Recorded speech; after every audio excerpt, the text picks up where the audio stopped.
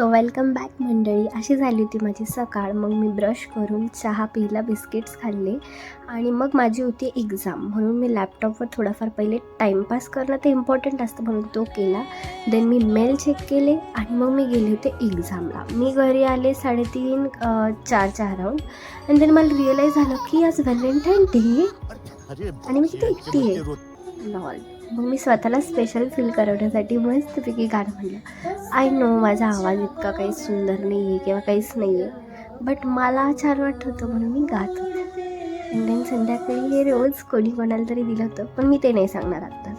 मग मी जेवण वगैरे करून संध्याकाळी मंदिरात गेले होते आणि मला इतकं छान वाटत होतं. पहिले गणपती बाप्पाचे दर्शन घेतले, मग देवीचं दर्शन घेतलं आम्ही.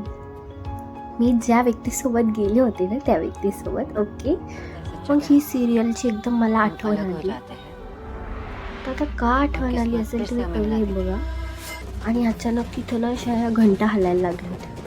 मग मला तेच आठवलं डायरेक्ट. मग मी टाईमपास केला. मी थोडंसं माझ्या स्वतःला शूट केलं, हे दाखवलं. त्याच्यानंतर मला अचानक तिथे ना भगवद्गीता आठवलेली दिसली. आय डोंट नो का आठवली होती, बट असंच मी जस्ट एक व्हिडिओ घेतला टाईमपास म्हणून. मग मी स्वतःचा एक स्नॅप काढला. मग खूप टाईम स्पेंड केल्यानंतर आता वाटलं घरी जावं. आणि चंद्राचा स्नॅप काढणं इज लव्ह लँग्वेज.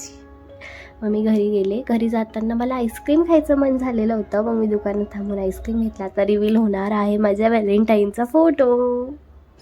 रुको जरा सबर करो. आणि माझी मम्मा होती माझा व्हॅलेंटाईन.